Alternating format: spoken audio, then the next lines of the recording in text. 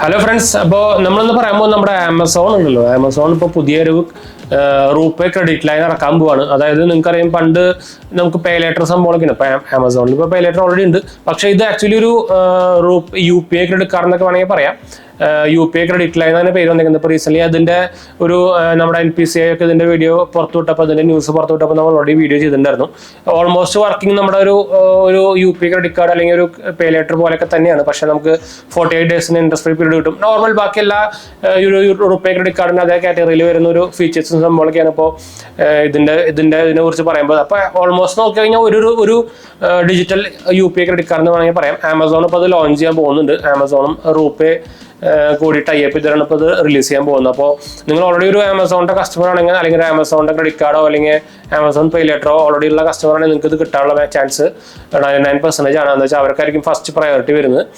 ഇത് ആക്ച്വലി ഇത് ബാങ്കാണ് ലോഞ്ച് ചെയ്തേക്കുന്നതെന്ന് ഇവർ പുറത്തു വിട്ടിട്ടില്ല. അപ്പോൾ ICICI ബാങ്ക് തന്നെയാണെങ്കിൽ പിന്നെ ഓൾറെഡി ക്രെഡിറ്റ് കാർഡ് ഉണ്ടെങ്കിൽ നിങ്ങൾക്ക് അറിയാമല്ലോ, നിങ്ങൾക്ക് ഓൾറെഡി ICICI ബാങ്ക് ആയതുകൊണ്ട് തന്നെ നിങ്ങൾക്കത്. പക്ഷെ ഒരു കുഴപ്പം എന്താ വെച്ചാൽ നിങ്ങൾക്ക് ഓൾറെഡി സെയിം ക്രെഡിറ്റ് ലിമിറ്റ് തന്നെ നമുക്ക് കിട്ടും ഓൾറെഡി നിങ്ങൾക്കുള്ള ക്രെഡിറ്റ് കാർഡിന്റെ.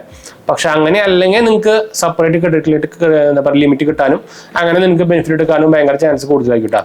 പിന്നെ നിങ്ങൾക്ക് അറിയാം, ആമസോൺ പേ എന്ന് പറയുമ്പോൾ നമുക്ക് പർച്ചേസ് ചെയ്യാൻ മാത്രമല്ല, നമുക്ക് ബില്ലടയ്ക്കാൻ, ക്രെഡിറ്റ് കാർഡ് ബില്ലടയ്ക്കാൻ, അല്ലെങ്കിൽ എന്താ പറയുക കറണ്ട് ബില്ലടയ്ക്കാൻ, അങ്ങനത്തെ കുറേ സംഭവത്തിന് നമുക്ക് ഉപയോഗിക്കാൻ പറ്റും. അപ്പോൾ ഈ സംഭവം വന്നു കഴിഞ്ഞാൽ നമുക്ക് ആക്ച്വലി അങ്ങനെ ബെനിഫിറ്റ് നമുക്ക് എടുക്കാൻ പറ്റും. ഇപ്പോൾ നമ്മൾ ക്രെഡിറ്റിലൊക്കെ ബില്ലടക്കുന്ന പോലെ തന്നെ നമുക്ക് ഇതിൽ ക്രെഡിറ്റ് കാർഡ് കൊണ്ട് ബില്ലടക്കുന്ന പോലെ തന്നെ നമുക്ക് ഇതുകൊണ്ട് അടയ്ക്കാൻ പറ്റും കേട്ടോ.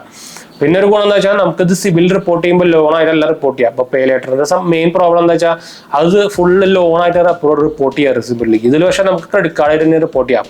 അപ്പോൾ ശരിക്കും ഞാൻ പറഞ്ഞില്ലേ, ക്രെഡിറ്റ് ലൈൻ എന്ന് പറയുന്നത് UPI ക്രെഡിറ്റ് ലൈൻ എന്ന് പറയുന്നത് നോർമലി നോക്കിക്കഴിഞ്ഞാൽ ഒരു UPI ക്രെഡിറ്റ് കാർഡ് പോലെ തന്നെയാണ് കേട്ടോ.